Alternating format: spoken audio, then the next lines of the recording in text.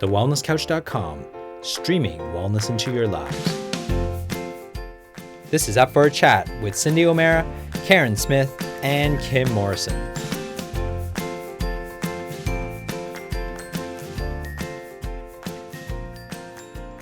Here we are up for a chat about the hottest topics that are important to you, inspiring you to awaken the change within. And I'm Cindy O'Mara, and I'm here by myself. I have Kim off on a plane to New Zealand and Karen off to Singapore.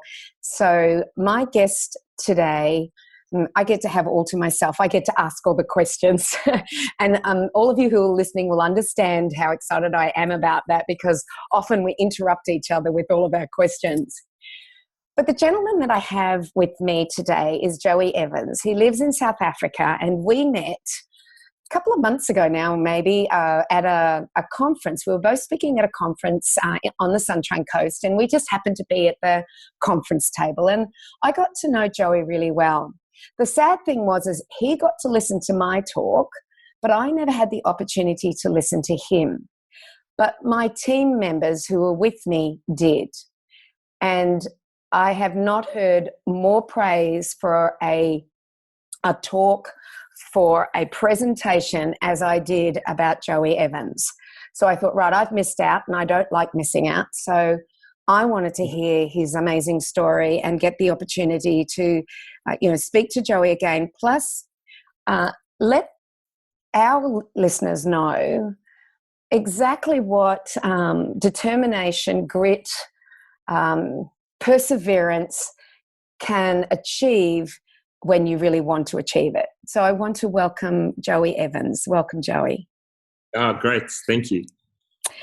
So when we were chatting, I found this really interesting, is that when we were chatting business, and I really didn't know anything about you, but I did grab your book from you and I had a read and was stunned by what you had been through.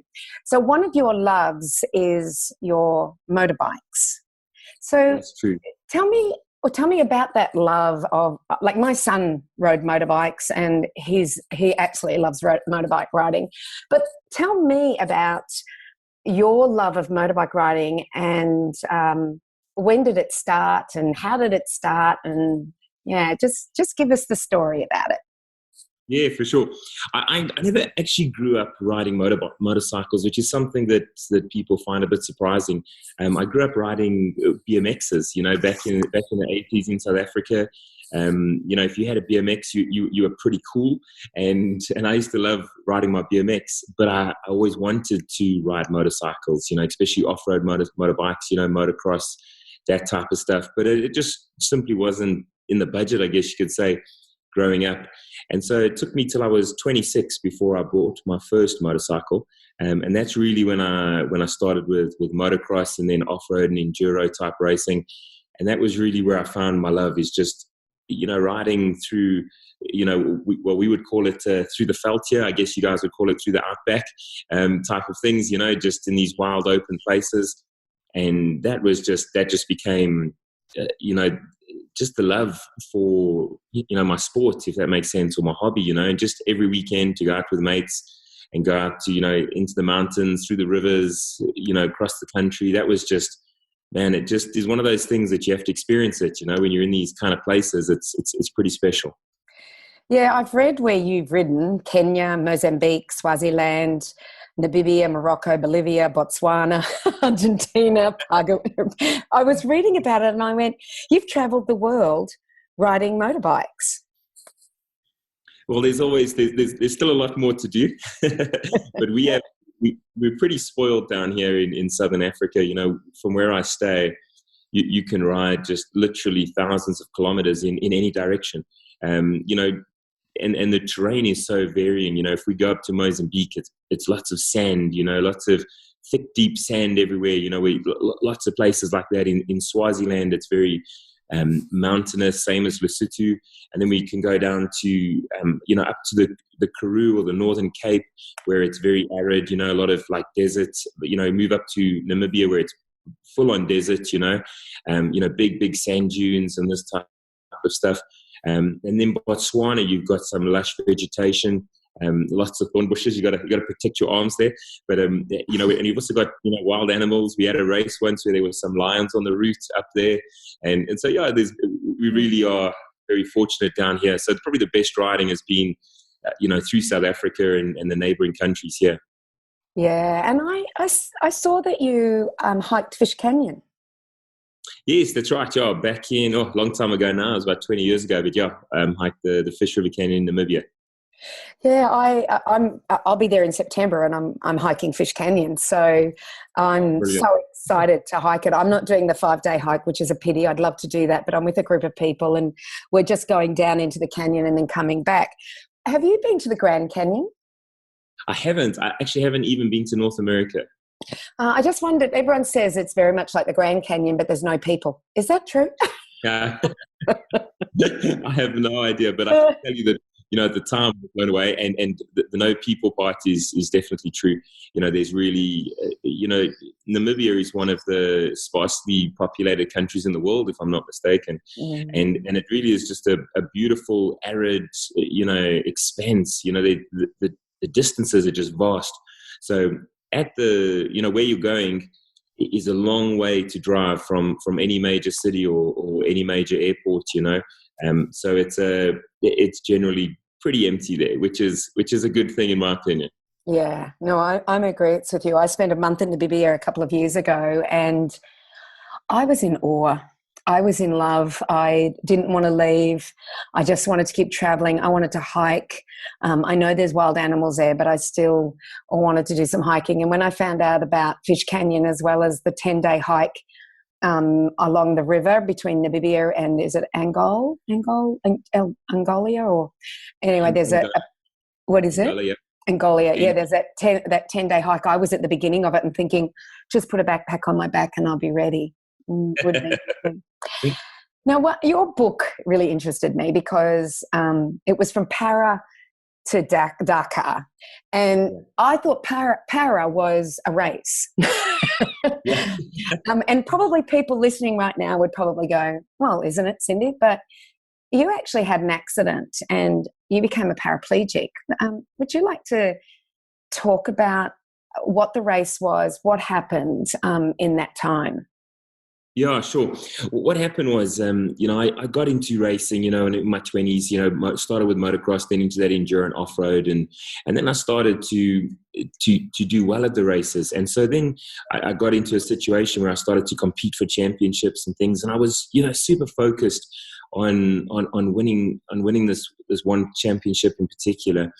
And in looking back, it's really silly, but in your mind at the time, it was huge to win a championship. That was what I was aiming for. And I was lying second in this championship, and I lined up at the start back in 2007 and waiting for the flag to drop. And I was determined to get to that first corner, first. That was what I needed to do for this championship. And that turned out to be the last thing I remembered.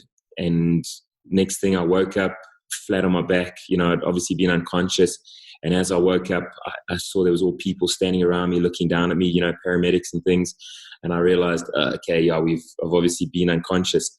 And what had happened was, going into that first corner, there'd been a big pile-up, with the bikes, a big high-speed accident, and in the mayhem, the other riders had ridden over me as well. And as I lay there just looking up at these guys, I thought, man, my mouth is so full of dirt. And I started spitting out this dirt, but it turned out to be my teeth. And what I'd done is I'd shattered 12 of my teeth right down into the gums and things, and obviously being unconscious. But the next thing was when I realized what the true serious injury was when I realized I couldn't feel my legs. There was no movement, no feeling from my chest down. And at that point, I realized that I would later realize that I'd broken my back and crushed my spinal cord at T8, T9. And it was a difficult day. My wife was there that day. It was just a terrible tragedy and everything. And I ended up lying in the dirt there for 3 hours before we could get, evacuated. And it was evacuated by road on a dirt road. So it wasn't the best scenario from a medical point of view, but transferred to 3 different hospitals and ended up in the capital, Pretoria. And that was when I was told, look, you're paralyzed and you're not going to walk again. And that was obviously an incredible, thing to try and accept. Oh, I am sure it was very hard. Except I can't even imagine that happening, and then someone saying that to you, and and with your love of motorbike riding, and you're married. Did you have your 4 daughters by then? Yeah.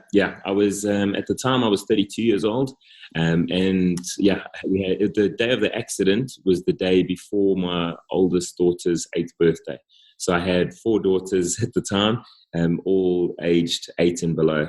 Wow, that would have been tough, very tough.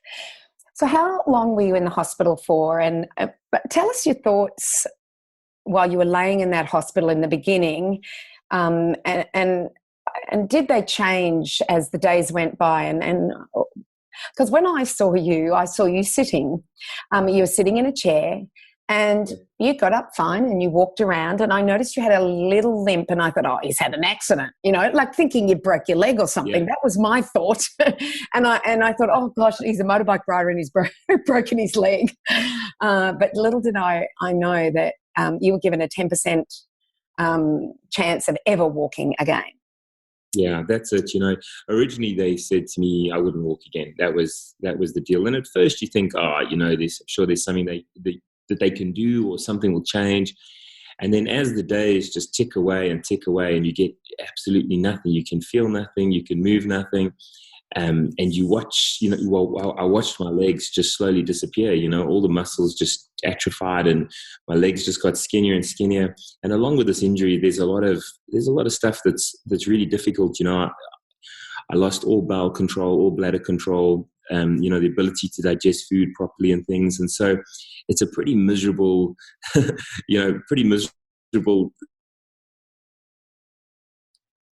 you this is how it's going to be the rest of your life. And it's a very hard reality to face. And it's a reality that obviously thousands of people face, all the time. But it was just, it happens to other people. It doesn't happen to me, is really how it felt. And it was very difficult each day just to kind of keep it all together mentally and physically as well. And it was some really tough, dark times. And as I lay there in that bed, you kind of realize, I realized that I've got 2 choices here. You can either pack it all in and kind of get out of this world and just, kind of leave all the pain and stuff behind you. Or you decide to fight this and fight it, not just physically, but mentally, which is, I think, the big one, because you can't, if you're waking up every day and you're just miserable and upset and lamenting your lot in life, and this is just so unfair and this is so hard for me, that you just become a miserable person. You're physically broken, but you don't have to be broken the other way. And so you got to choose to either get up and be positive and keep fighting this, or to be miserable and take that route. And I decided, I've got a lot to live for. I've got my 4 beautiful daughters. I'm married to a fantastic woman, and I just decided, I've got a lot to live for. And if it's going to be in a wheelchair, it's going to be in a wheelchair, but I'm going to live, and I'm going to live properly. And I decided to fight this injury and do whatever I could. And one of the things that I thought about while lying there is a goal that I had. And the goal that I had was to race the Dakar Rally. And it would have been a goal for a number of years already. And I just said, I'm gonna still achieve that goal. That's gonna be my line in the sand, where if I can achieve that, then I've beaten this injury. Whether I walk or not, I want to race the Dakar Rally. And so that became the goal. Wow. So, like just to walk would have been a good goal, but you decide to do the Dakar. Would you like to explain to everybody who's not into motorbikes and doesn't understand the grueling race of the Dakar? What is it? Sure. The Dakar Rally was started back in 1978 by a Frenchman called Thierry Sabine. And they originally, the first time the race ran, they raced from Paris to Dakar, the capital of Senegal. And it was all through the Sahara Desert and through countries like, Mauritania, Morocco, Tunisia, Algeria, Libya, these kind of countries. And the race grew and grew, and it became known as the toughest off-road race in the world. The distance that you'd race was about 10,000 kilometers, which is, to give you an idea in terms of distance, it's the distance from Cape Town to Cairo plus 1,000 kilometers. So, and you do this distance in 2 weeks. So it became a race where guys would frequently ride through the night, and, guys would get lost up in the desert. And, became quite an infamous race with riders and drivers dying, almost every year. The stats were, in 39 years, more than 70 guys had been killed. And so it became known as a really tough, really difficult, harsh race. But when I heard about this race in my 20s, and before I broke my back and things, I just was, I looked at this and I was just, man, I want to do that race. That just sounds incredible. And so that, when I was lying there in the hospital, I thought, I'm going to continue with that goal. That was really the thing. And over the years, the race had moved many times. There was a lot of political instability in North Africa. And so every year the route changed, and often because of political pressures and things. But in 2008 was a really difficult year for the organization, because Al-Qaeda threatened to kill riders and drivers as they came through Africa. And so they ended up killing 4 French spectators just a day or two before the start of the race. And under insistence of the French government, the race was actually cancelled on the night before the race. And so they changed this race so many times. It didn't always run to Dakar. It ran to Egypt several times, and it even ran the length of Africa once. But they made the biggest decision then in 2008, where they changed the whole race to South America. So from 2009, the Dakar Rally, as it's known, is now held through South America, where the riders now race through countries like Paraguay, Bolivia, Argentina, Chile, Peru, through the Andes Mountains and through the Atacama Desert now. And so that's where the race has been held for the last 9 years. Oh, that would be And so that's kind of a brief history of the race. Yeah. And the race has it's become more and more technical. So in the beginning, it was very much a distance race. And we still do 9,000 kilometers now, which is obviously incredibly far. But now it's through a lot more technical terrain. So the bikes have become lighter bikes, and it's become more rough, if that makes sense. More mountains, more rivers, more valleys, as opposed to dirt roads. How many riders start versus how many riders finish? What's the percentage on that? The finishing rate varies each year, but it normally varies between about 40 and 65% finishes. Okay. So let's go back to where you've made the decision that you're still going to race the Dakar. That just blows me away that was your decision. But, it's always good to have a goal in order to make changes. Was there somebody in particular that helped you along the way? There was so many. My wife was just incredible. Meredith is her name, and she was just right from the beginning. She was at the hospital every single day, and I was in the hospital for a couple of months, and she was there just every day. And we had so many people rally around us in terms of friends, fellow riders. People we knew, friends of the family. People would just visit, every day, all day, every day.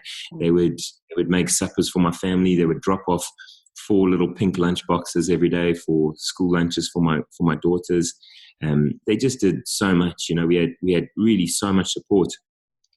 In the beginning, I didn't really speak much about the Dakar goal. A couple of close friends knew about it, but it was one of those things that you couldn't really speak about openly, because people would see me in this wheelchair, and they would, if I was talking, I'm going to race the Dakar Rally, they would be, this guy needs a little less medication, perhaps, It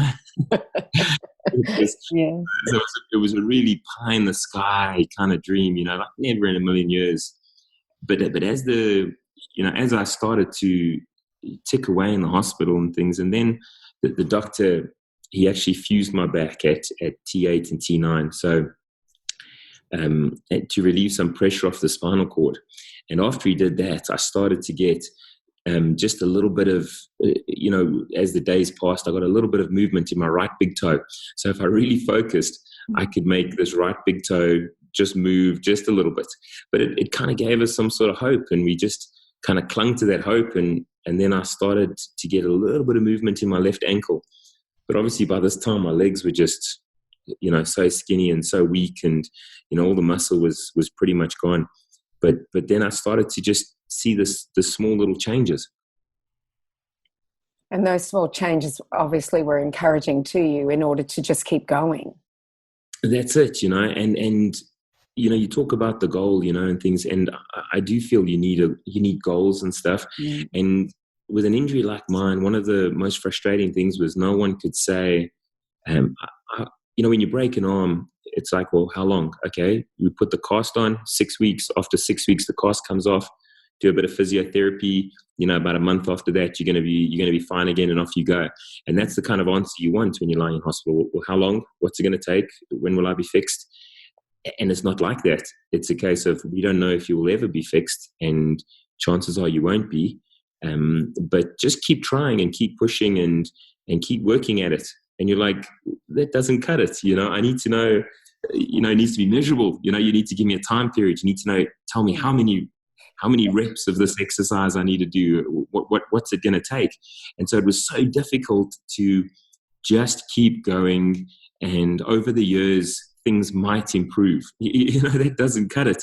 And so to have a goal where it was like, that made it measurable. If I could race the Dakar Rally, I've beaten this injury. And so it made it something that was tangible, something that was measurable. You either get there or you don't. It's not a wishy-washy, keep trying and, we'll support you kind of vibe. And that just didn't cut it. And so the goal became a very important thing to help me to push through the physical side of it. There was a lot of mental and emotional challenges that went along with it. But from a physical point of view, it was like, whatever it took, that's the goal and that's what we're going to do. So once you got out of hospital, were you still in the wheelchair at that point?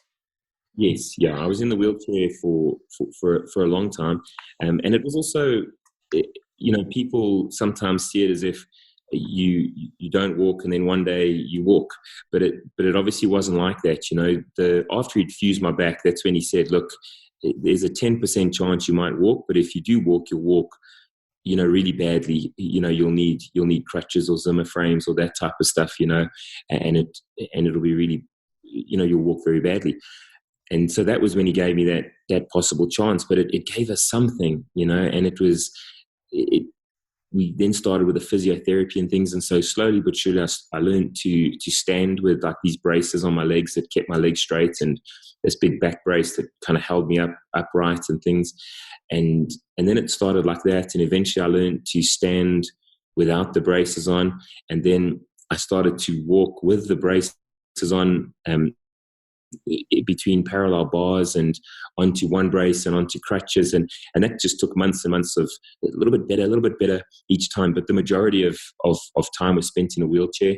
So I came home and we had all the ramps. My brother-in-law and my brother built ramps into my house for me. So we could get the wheelchair in and out, and, I'd have to, shower with a commode and all this type of stuff. And it was really difficult times, being in a wheelchair. People see you different. People stare at you in shopping centers. People treat you different. I often share the story where I got into a lift the one day. I was on my own. It was actually at the hospital, and I pressed the button and the lift opened, and I rolled my wheelchair into a lift, and the lady looked at me and she went, "What floor are you going to?" Really, really slow and overpronounced and loud. And I kind of looked at her and I was like, it's the basement and it's just the legs. Because she obviously thought I had some kind of, mental challenges as well and things. And so people don't, they kind of judge you in a wheelchair. They treat you different, and it's so crazy. And I'm sure I've done similar stuff, with different things over the years from the other way around. But it was just crazy, and it was a whole new. It made you just see the whole world differently in the wheelchair. You realize how, especially here in South Africa, how little things are made for people in wheelchairs. How difficult everyday things are. Just going to the shops, just getting around places. it was toilets, public toilets and things. It was terrible. It was a real eye opener for me.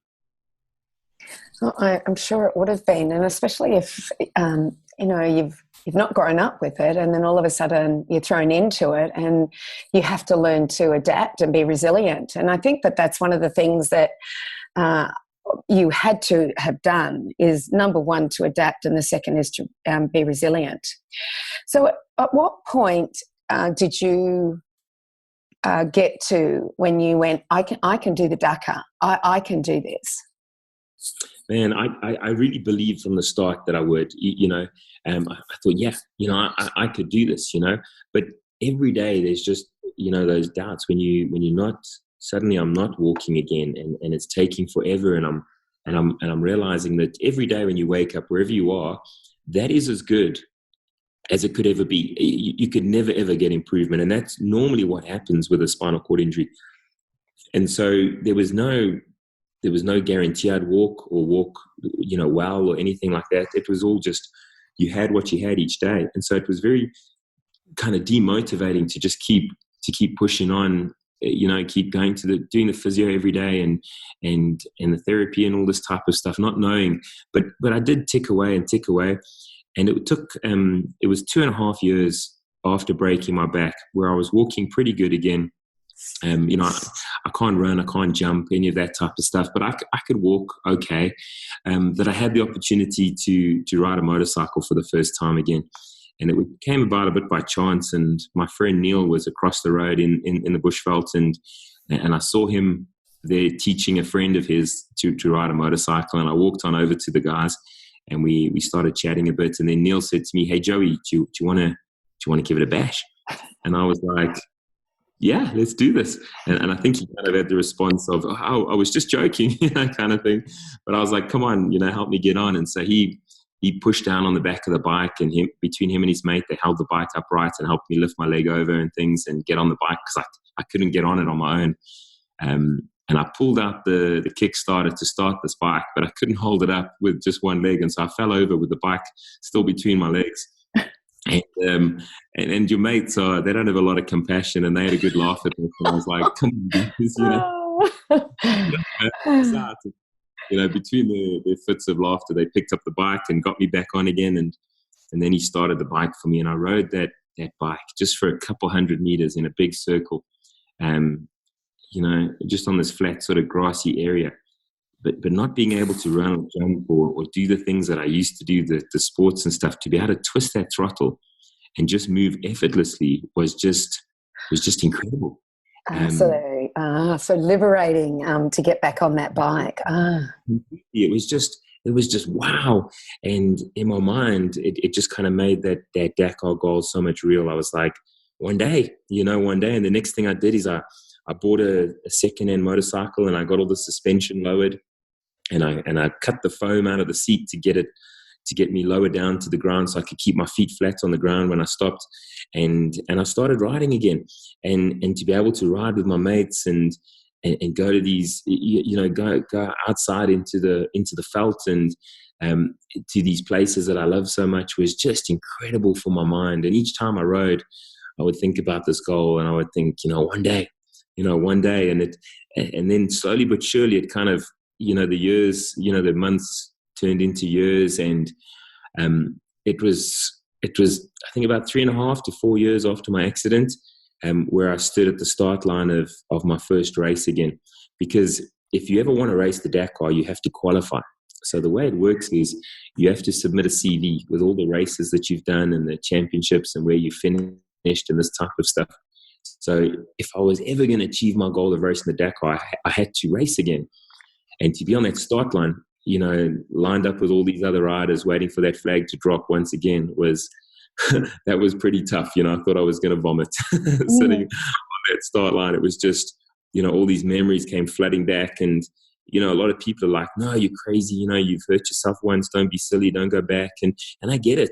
I can see that side of it. But also those people have never experienced what I've experienced. They've never ridden in the places I've ridden. They've never, raced in these races. They don't know what it feels like, And so but I know, and I know the price I'm paying, and in my mind, it made sense and it added up. But I understand that for people who haven't experienced it, it just seems crazy.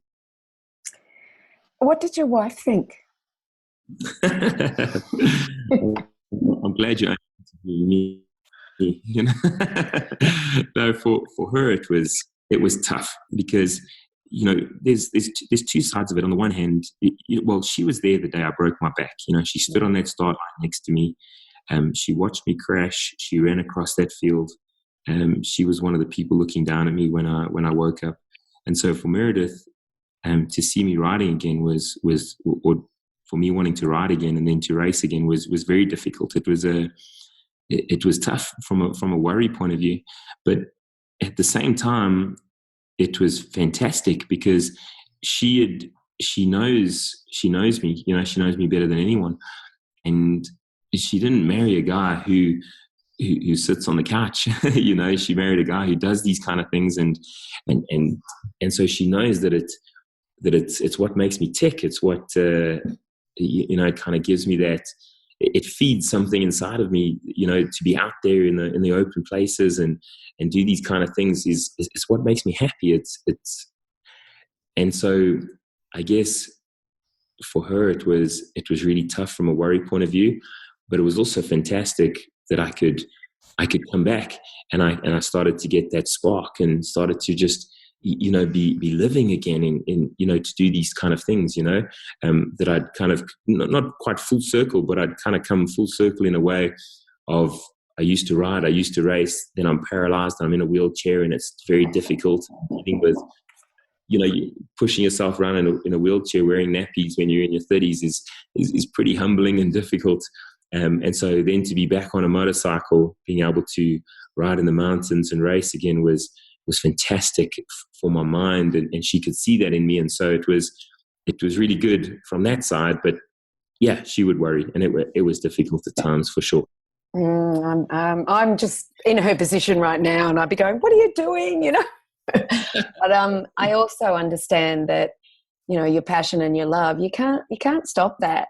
How many races did you have to do before you were able to qualify for the Dakar? Well, you have to do, you know, there's no like real number on it. You know, most guys would be racing their whole lives. You know, you submit a CV with all these races on and things. The important thing is that you have a number of multiple day races, as well as you have to complete a race on the international rally calendar. So there's about 6 of these international rallies that normally last about 6 or 7 days, normally about half the distance of the Dakar, and you have to finish that in the pro class. To be able to submit a CV. If you don't have an international rally on it, they're not even going to look at it. So you kind of build up these races, do an international rally, and then you submit your CV and you hope to get an entry. And what year did you end up doing the Dakar? I ended up last year on the start line of the Dakar on the 2nd of January 2017. And so for me, it was a case of that over the years, I built up these individual day races. Then I did some multiple day races, some that went through Botswana and South Africa and Namibia and these kind of places.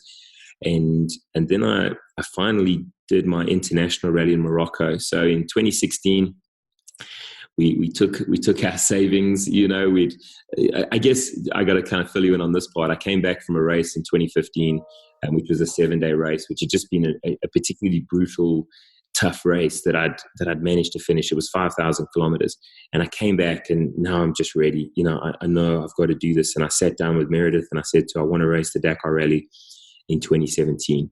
And when I told her that, she cried, and it was so tough to see this. And you know, you talk about both sides of the story, and it was really one of those where I looked at this and I thought, you know, I don't want to be this guy that gives up my family chasing a goal. You know, the Dakar Rally, it's this big goal in my mind, but it's just a race. It's just a 2-week race. It's not my life. It's not everything. And I actually decided that day that, okay, I don't need to race the Dakar. I can find other goals. It's not the end of the world. You know, I can do it. And I decided not to do it, actually.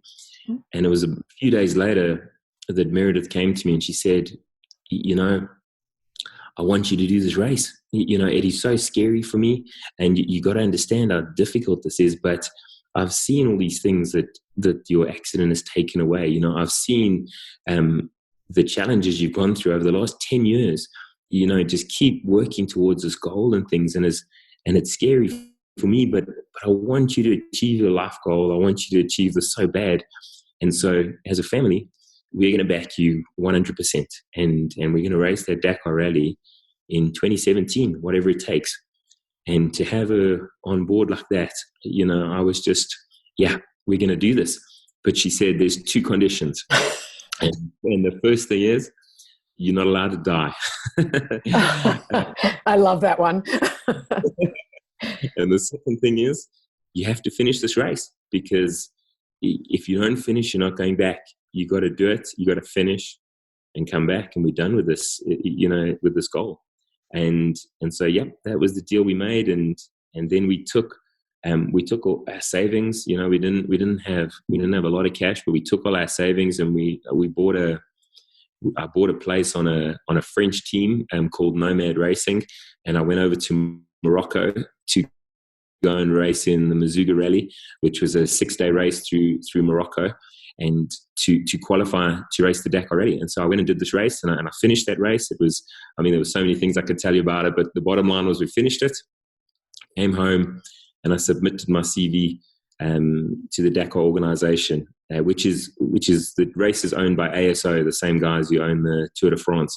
And so I submitted the CV and I waited, and it took about 6 weeks. And about 6 weeks later, I got an email, and it said, "Dear Joey, congratulations, you've been accepted to race the Dakar Rally." And man, when I read that, that was just, that was a big moment. But the thing is, it costs a small fortune to race the Dakar Rally. I'm just thinking in terms of Aussie dollars, it would be about $110,000. Oh my goodness, that is a lot. I didn't have it, and on top of that, you need another 60,000 Aussie dollars for the motorcycle that you need. And so I didn't have that money. I didn't have any of it. and it's 6 months from getting that entry to the start of the race. And so I sat down with Meredith and my daughters, and we decided, okay, we're going to raise this money. Whatever it takes, we're going to make a plan and raise this money. And so we started doing fundraising, where we did fundraising evenings where we had, I had a couple of speakers, and we got some people to donate some prizes, and we did some raffles where my daughters would go table to table and sell these raffle tickets and things. And then we did some enduro bike events. We did some adventure bike events. We sold caps and we sold T-shirts, and we did pretty much anything we could think of just to raise money. And one of the things we said was that anybody who donates will put your name on the bike as well.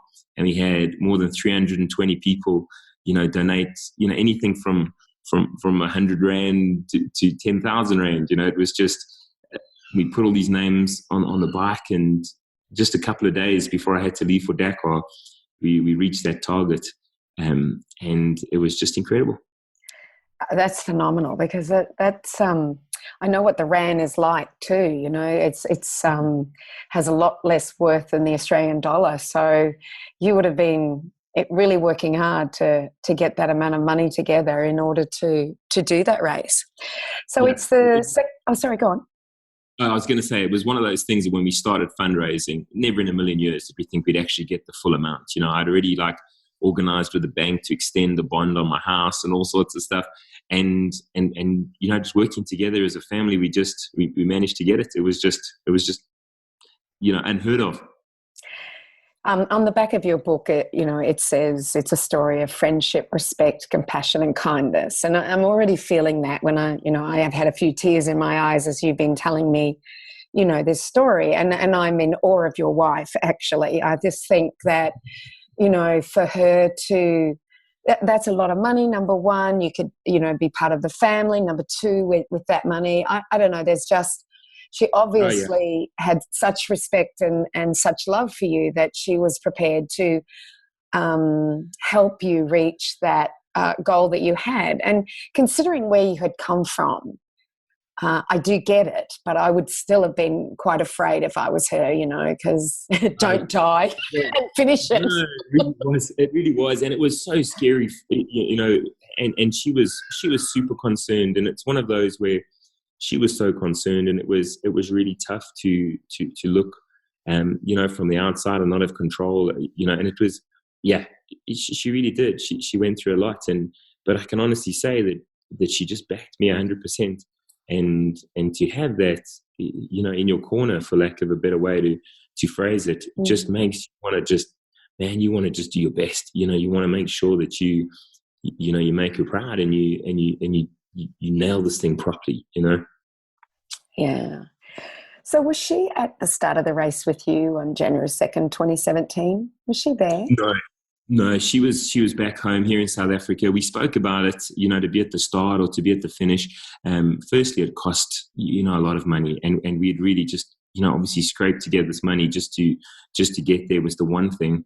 There's also no guarantee you're going to finish. Half the guys that start don't finish. So to book flights and things for her to be there at the end was a challenge. Also having 4 daughters and being in South America now, for Meredith to come over to South America, she would have been traveling on her own, with a connecting flight through Brazil and things, and then into Argentina and stuff. It would have been an extra concern for me that she's now flying, and coming through, and that type of stuff.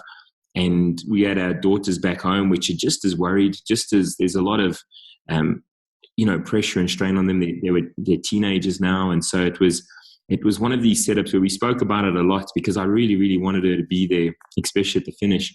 And we spoke about it. We went back and forwards a bit, and we decided, no, she would stay at home with my daughters. From a point of view, they're all together. They're safe.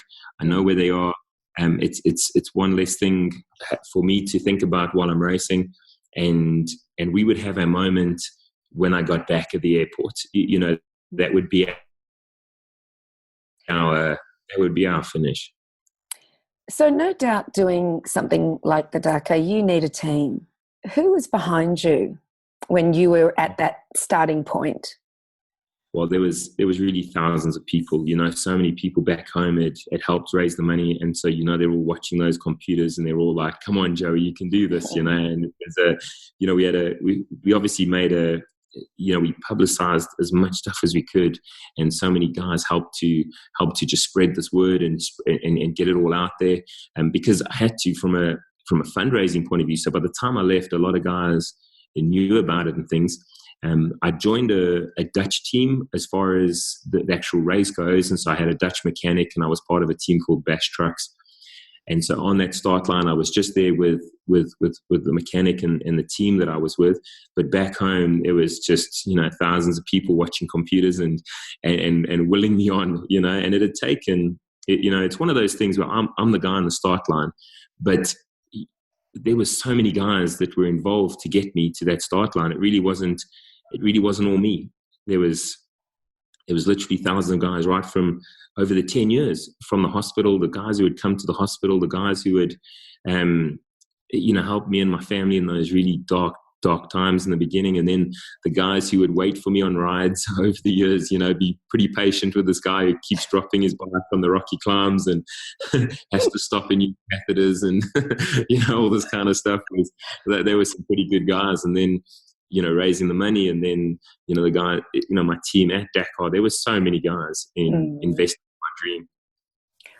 All right. So ride us through the race. Were there any times that you just wanted to, why am I doing this? Did you ever have that thought? What was I thinking? Did you ever have that thought? Every day, every hour, every minute I had that thought. You line up at the start of that race, and we lined up in Asunción, Paraguay. And they have a big starting ramp, and you ride up this ramp to the start, and you stop your motorcycle right on the top. And there's big crowds there, thousands and thousands of people, and the music's blaring, and they're cheering, and you kind of waving to the crowd, and the guy's interviewing, and he's announcing your name, Joey Evans, and everyone's cheering, and it's just wow, it's just incredible. But it's one of the few races in the world where, as an amateur, you're racing shoulder to shoulder with true professionals. You know, you can imagine if you're a cyclist and you're on the start of the Tour de France, you know, or you're a runner and you're standing there shoulder to shoulder with the guys at the start of the marathon at the Olympics or something. You know, that's really what it is. You're at this big stage, massive event, and you're just an amateur. And for me, when I started that race, you know, obviously I learned to walk again and things, but I can't run, I can't jump. I still can't feel hot or cold or pain sensation below my chest. I still have limited bowel control. You know, I'm pretty good, but it's not right, and I still have to use catheters. And so I've still got a lot of physical challenges that I'm dealing with, and I'm standing there on that start line and just on this big stage, and there's no reason why I should finish this race physically, really, you know, but I kind of looked at it and I thought, you know, I probably shouldn't be here in the first place. And so I'm here, you know, I beat the odds to get here, and you better believe you're going to see me on that finish line.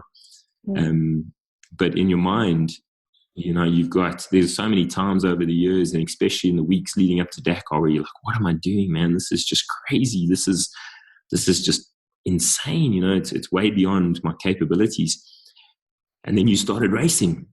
And we started racing, and you get through the first day, and I was okay, you know. And then the second day hit, and the second day was the biggest. It was now the race was in full swing, and it was a tough day. And I rode into the night, you know, and it was hard. And finishing day 2, I was like, man, I was physically broken. I thought how I felt was how I expected to feel at the end of the race.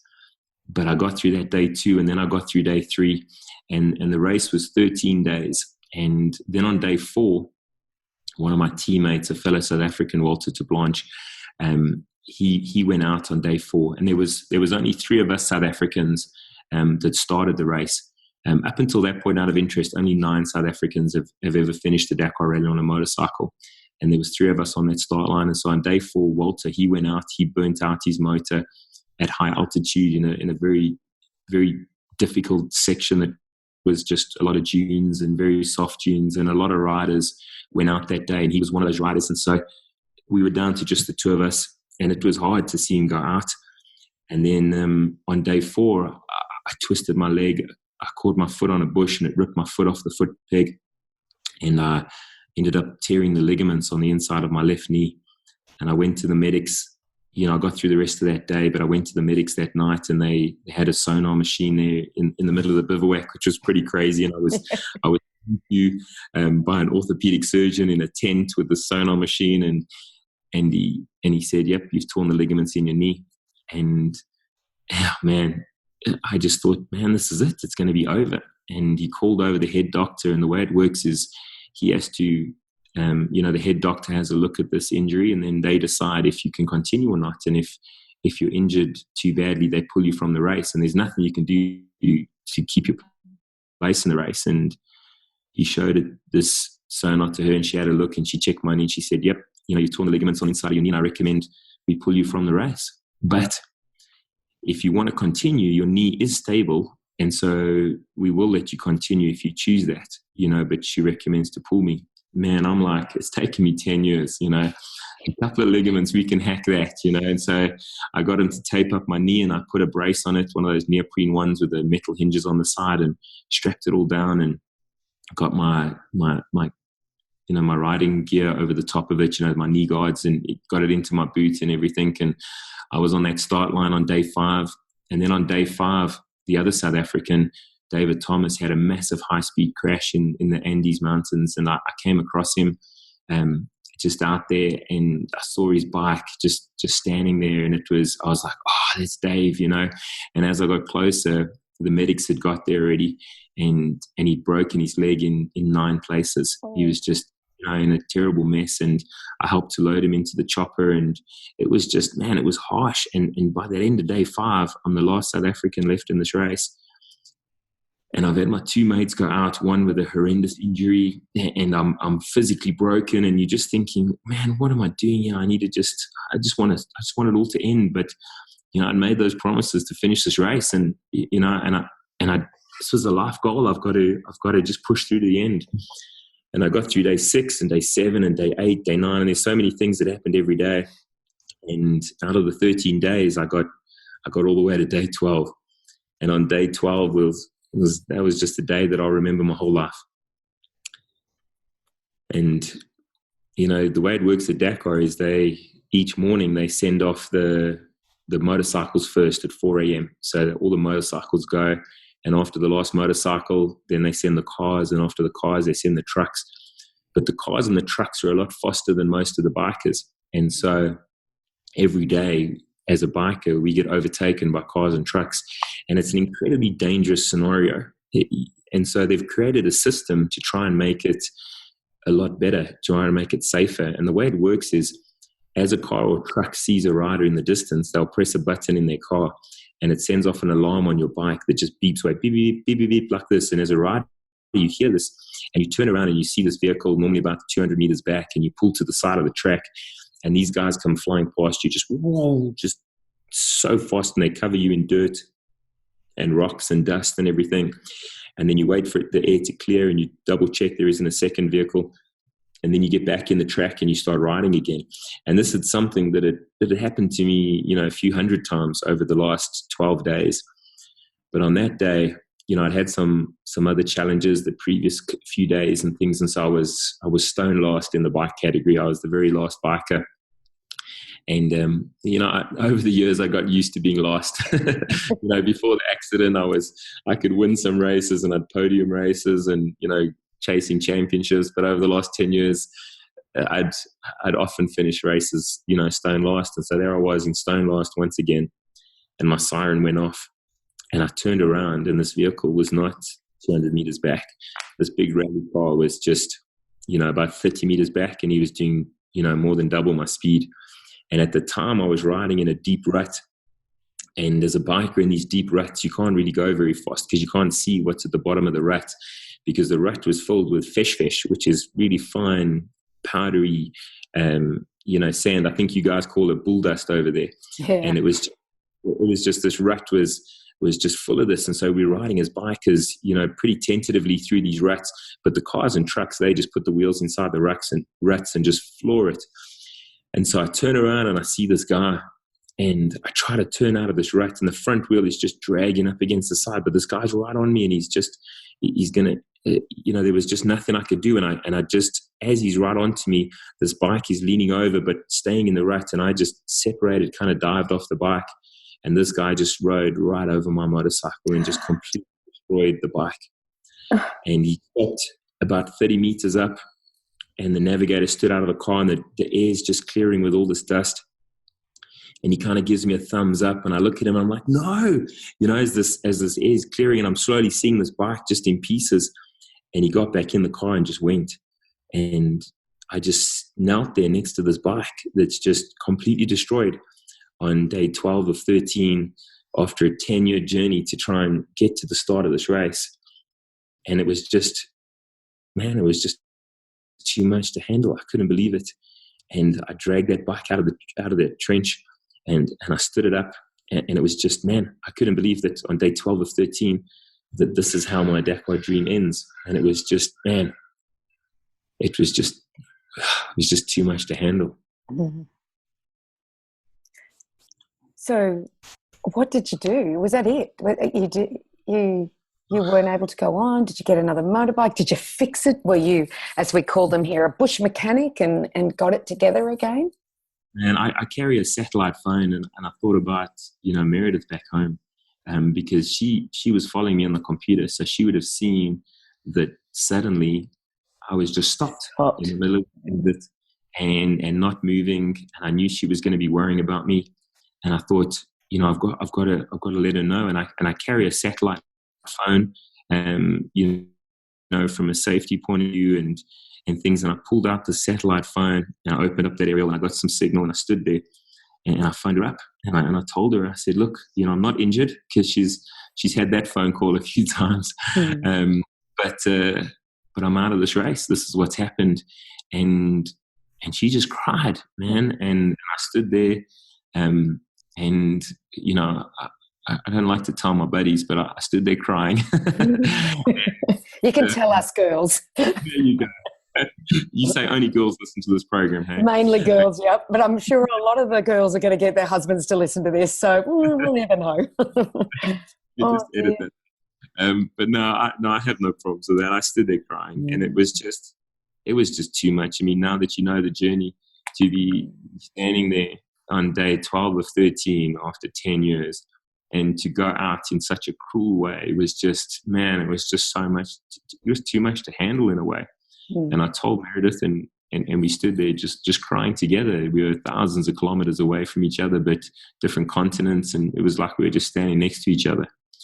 And I hung up that satellite phone, and I just decided that, I'm out of this race. I knew I was out. There was nothing I could do. I still had 660 kilometers to race that day. But I decided that I'm not going to be that guy that just sits under a bush and waits for the chopper to come pick him up, or the sweeper truck. I decided that what I would do is I would do whatever I can to just keep moving. And when that sweeper truck eventually gets to me, I'll be moving when he gets to me, because I'm only out at 4:00 the next morning. I can stand there the whole night, or I can walk, or I can push this bike, or whatever it is. And at 4:00 is when I'm out, because that's when my start time is for the next day. And only when you miss your start time for the next day are you out the race. And so I decided I'd do what I could. And so I took out my spanners and, my toolkits and things, and I started trying to fix the bike. And I had 3 petrol tanks on the bike, and 2 of them were destroyed. There was just 1 petrol tank with a couple of liters in. And I disconnected those damaged petrol tanks, and I disconnected all the wiring at the back of the bike, because the whole tail end of the bike had all been ripped up with all the wiring exposed. And so I disconnected all the back of the bike electrics. My right foot peg had been completely broken off. My exhaust was flattened and bent up into the back wheel. And so I took the whole exhaust off the bike. The whole frame of the bike was bent, and all the seat had been ripped out of the mountings. And I got the seat back in and kind of cable tied it back into the bike. My handlebars were bent, and my suspension was bent, and I kind of straightened it up as best I could, but it was still all bent. And my navigation tower on the bike was all destroyed, so the bars wouldn't even turn on the bike. So I took some of the stuff some of the navigation equipment off the front, so the bars could turn a bit.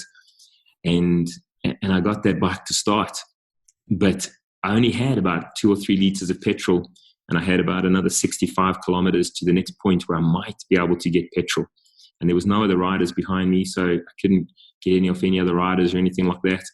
But I got that bike working. It took me a good hour, and I climbed on that bike, and I started riding it again. But I only had the 1 foot peg, and the leg which had the foot peg was the one I'd torn the ligaments in my knee. So I've got this. I was like, what's the odds on that? Yeah. And so I had this 1 foot on the foot peg, and I had my knee on the seat of the bike, and I just started going. And I couldn't stay on the track anymore in the deep ruts and things, without the foot peg, and with the cars and trucks passing every now and again. And so I just zigzagged through this arid environment, just trying to keep going. And it was soul destroying, knowing that you're out the race, but you're still in the race, but you're out. There's nothing you can do that'll get me 660 Ks. I'm ticking along here at like an average of 10 or 20 Ks an hour. There's no ways. It was probably a lot closer to 10 Ks an hour. And I've got 660 Ks to go. At that rate, that's 66 hours of riding, that I'm going to have to do at this rate. And I've got, at the time, I'm trying to think, I probably had about 15 or 16 hours. It was about 10 o'clock in the morning until I'm out this race. And so it was just hopeless, But I said, no, I'm going to move. And when they pick me up, I'm going to be moving. And so that's what I did. And I just ticked away. And it was about 20 or 30 kilometers later, I'd been going, for a few hours now. And just, man, this whole dream is just gone. And I'm just kept pushing and pushing. And then the most incredible thing happened. And there in the middle of this desert, this sort of semi-arid environment in the middle of South America, there was a motorcycle just standing there, a KTM 450 rally replica, exactly the same bike as mine, just standing there in the middle of the desert. And I saw this bike, and at first I was like, it didn't really click. I was like, what's happened kind of thing. And I went up to this bike, and on the bike, the tracking equipment had been taken off the bike. And so what happens is when a rider is injured, they evacuate the rider with a helicopter, and they take all the tracking equipment off the bike, and they keep it with the rider so they know where the rider is. And so I saw this, and I figured that, okay, this rider is being evacuated out. And then there was 3 other guys there, and these guys were just spectators. They were Argentinian guys on old dirt bikes just in the middle of this desert, and they were, in the middle of nowhere, kind of following the Dakar kind of thing. And they came over, and they couldn't speak English, and we kind of signaled and stuff. And they said they kind of a bit of charades there, and they said the guy had broken his arms and he'd been medevaced out in the chopper. And so his bike sits there now, and it gets picked up by the sweeper truck at the back of the race. And suddenly it dawned on me that I can use some of the stuff from this guy's bike, because the rules of Dakar is that I can't ride his bike, but I can use spares from his bike. And so then that's what we started to do. And so with the help of these 3 guys, we stripped the exhaust off that bike. We siphoned all the petrol out of that bike. We stripped the whole cradle for the foot peg, and I got a foot peg, which took a long time because we had to get the whole bolt from through the swing arm and all sorts of stuff. It was just crazy. And we spent, a good hour or so there stripping this bike and putting it onto my bike. And I needed a lot more stuff, navigation equipment and all sorts, but we're just out of time now. The time's going, and I've still got to ride another 630 kilometers. And by now it's early afternoon. And so the chance of me getting in by 4 a.m. the next morning are just getting slimmer and slimmer. And so we had enough to ride with, and I said, yep, that's it. I'm going to go. And I thanked these guys, and, I got on that bike, and now I started riding. And I rode on, and the time just went, and it started to get dark, and it was 6 o'clock at night, and then 7 o'clock and 8 o'clock and 9 o'clock.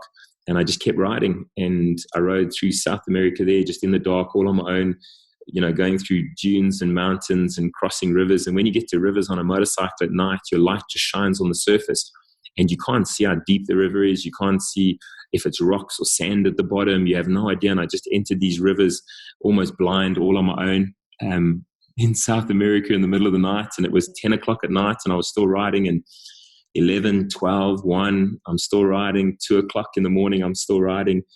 And at 11 minutes past 2, I reached that second last camp of the Dakar Rally. And I pulled in there, and it was just, man, my teammate, Walter de Blanche, who had gone out on day 4, he was standing at that front gate waiting for me, just after 2 in the morning. And, I went up to my team, and my guys are there, and I pretty much fell off the bike.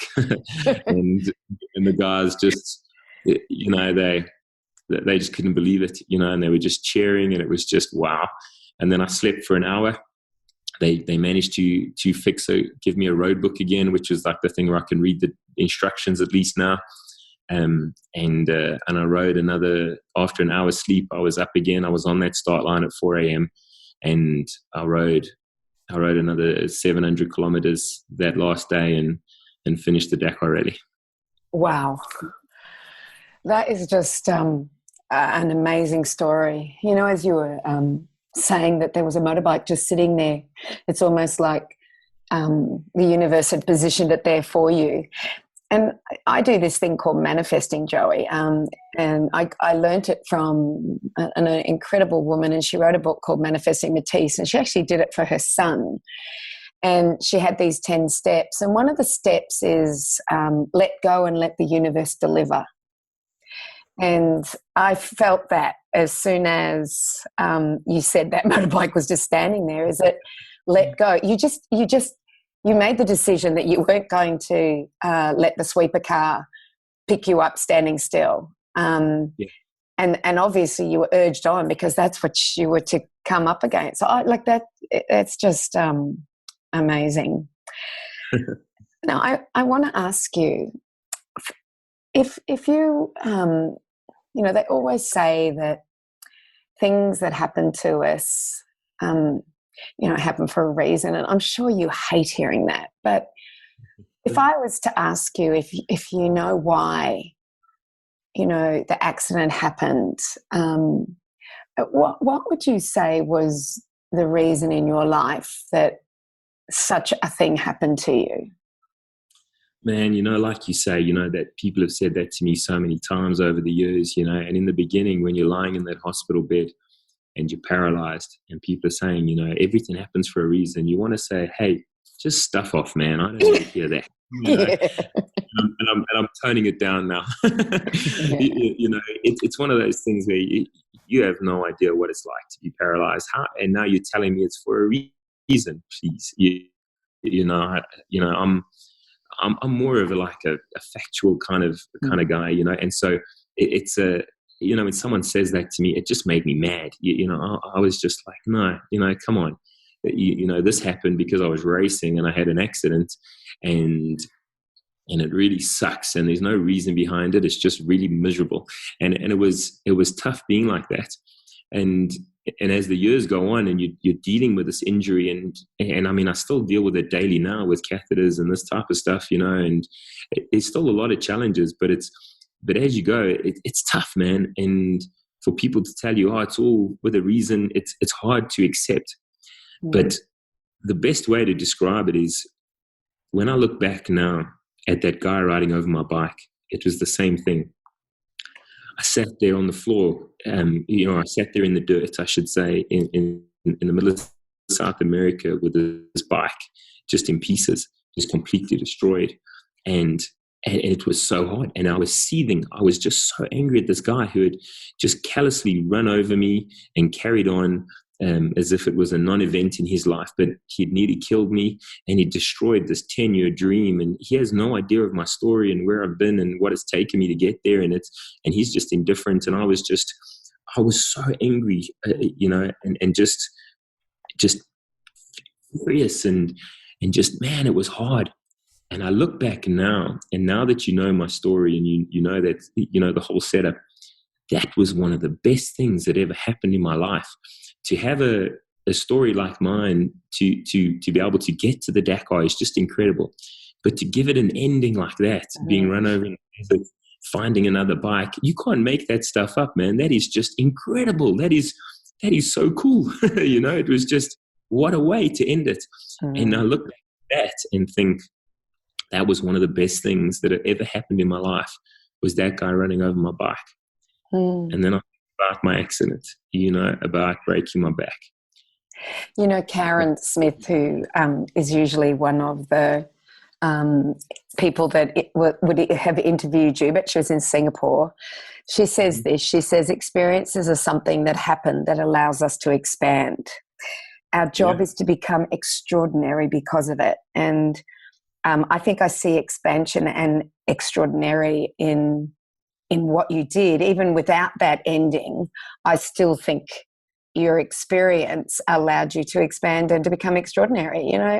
I don't know of many people that would do what you do. I've climbed the Himalayas, I've climbed the Andes, I love to climb, but I'll never climb Everest, and I will never go to K2 because I don't want that pain. Yeah. and I doubt I'd ever do the Dakar, especially after becoming a paraplegic. So you are extraordinary, Joey. Your story is amazing. It's not all that, but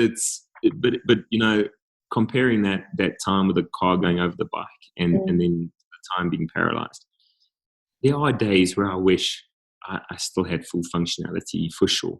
But I do look at it and I think, at the end of your life, you want to look back on your life and you don't want like a smooth run. You want ups and downs. You want adventure. You want excitement. You want tragedy. You want it all to be mixed in, and you want to lie on that deathbed with this rich experience that lies behind you. But in order to have that, you've got to have the downs. The ups mean nothing without the downs. You have to have the full journey. And so to have been paralyzed and to be able to come back and race the Dakar Rally and that type of stuff is just, it's been terrible and it's been fantastic. And I'm grateful that it happened to me. You actually have just found a new normal, really. In that last 10 years, you had to find a new normal. You could never be the Joey Evans before that accident in 2007. But what you did was you found a new normal, which in is probably a greater normal, a more extraordinary normal than maybe no one, like I wouldn't have met you. Not that that's a big deal to you, but it is to me. You know, I wouldn't have met you and heard your story. You wouldn't have come to Australia. Those 260 people in that room would not have heard you. And you just don't know what doors it opens up, because, you know, we had the conversation when we were together about what are our excuses about not doing what we really want to do. Yeah. So, you know, and those excuses, you've just got to get them out the door, and you've got to, do what you have to do. So it's 2018. Yeah. What's your future? What's your latest goal? What are you doing? Where are you going? How can people? I heard that you were the most amazing speaker, and people said they were taken from highs to lows. So how do people in Australia, because we usually have Australian, New Zealand and American people listening to us, how do people find you? What's your website? Where will you travel to speak? Let us know. No, well, look, coming back from Dakar, there was a lot of opportunities, because suddenly, you know, a lot more people knew about my story in South Africa, and I had some good TV coverage and that type of stuff. And I was like, man, what do I want to do? You know, I want to do something different with my life and things. And the opportunity came up to write the book. And so I wrote the book, and I wrote it all myself. It wasn't a ghostwriter or anything like that. And I wrote the book, and it was so fantastic to be able to just put it all down and just put the whole story out there. It was incredible from that point of view. And then I started to get asked to do talks at different companies and bike shops and this type of stuff. And I started doing that, and I really enjoyed it. And I was like, man, this is what I want to do. And it kind of all clicked. And so it took a while. It took, you know, close to a year to figure out that, yeah, this is what I want to do. And then I started doing the talks, and I've decided that that's what I'm going to do now for the next couple of years, at least until, to share my story and to share this whole experience. And my goal is to be able to travel throughout the world and share this.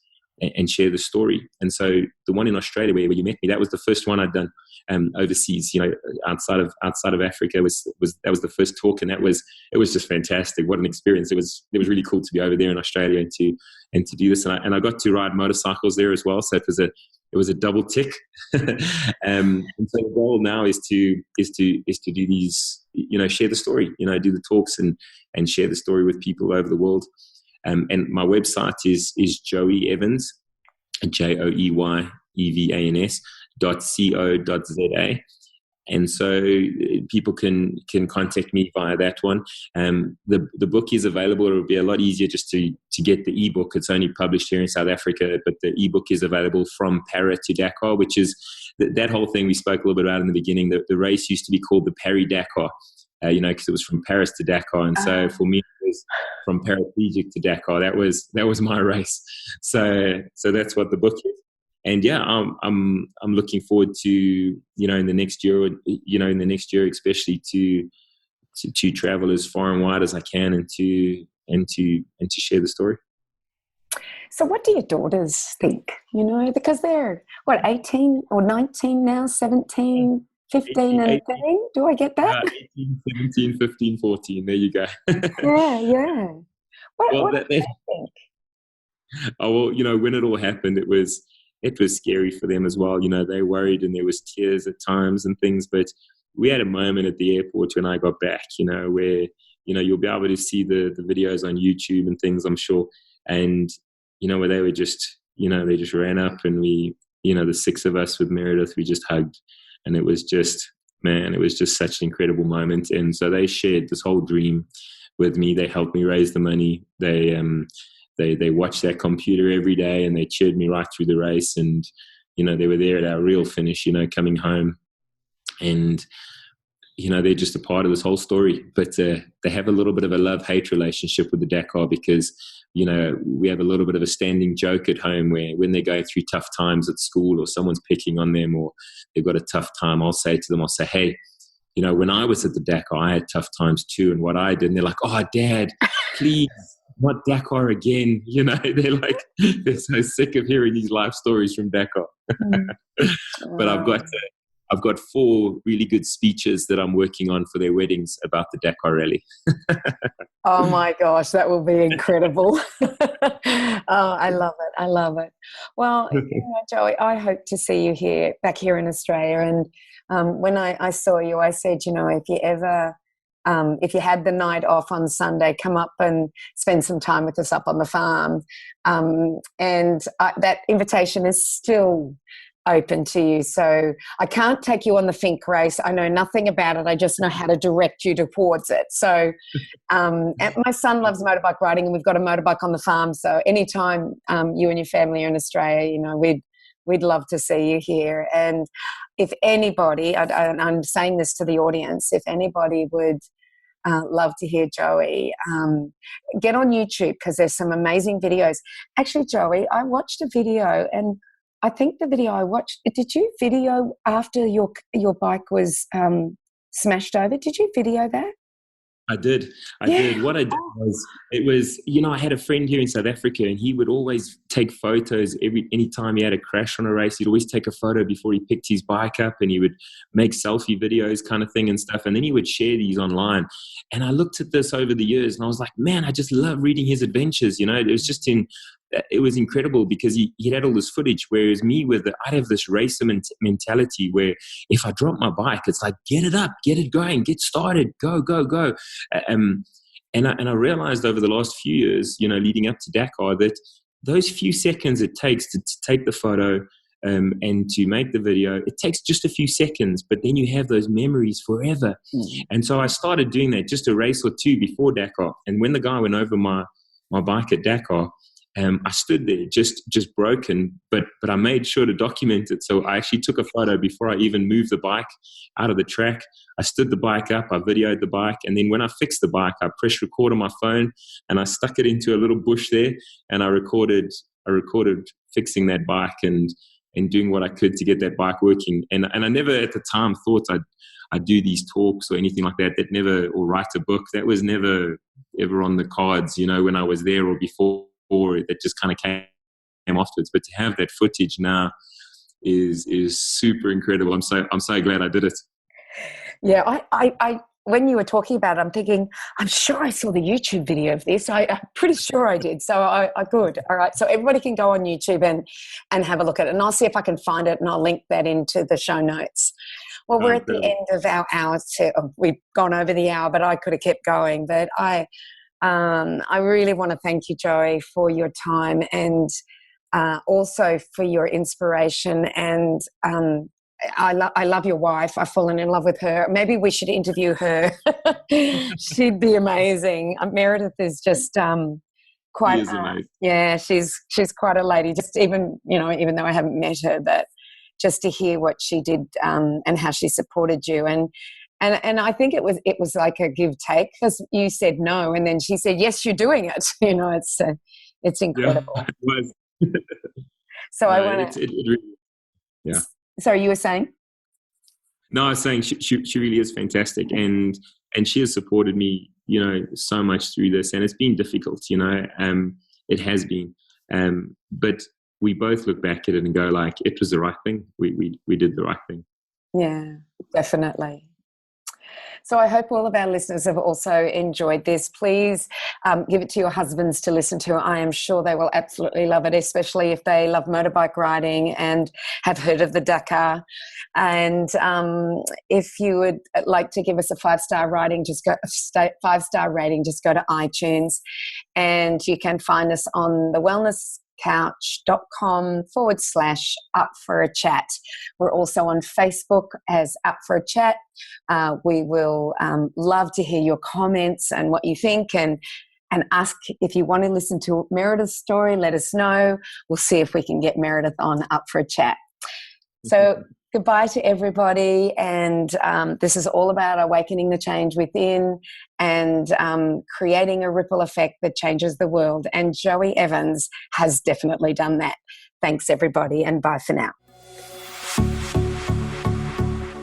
This has been a production of TheWellnessCouch.com. Check us out on Facebook and join in the conversation on Facebook.com/TheWellnessCouch. Subscribe to each show on iTunes and check us out on Twitter.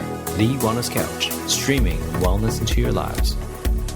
Whilst the Wellness Couch presenter endeavored to provide accurate and helpful information to their listeners, these podcasts cannot take into account individual circumstances and are not intended to be a substitute for health and medical advice from a qualified health professional. You should always seek the advice of a qualified health professional before acting on any of the information provided by any of the Wellness Couch podcasts.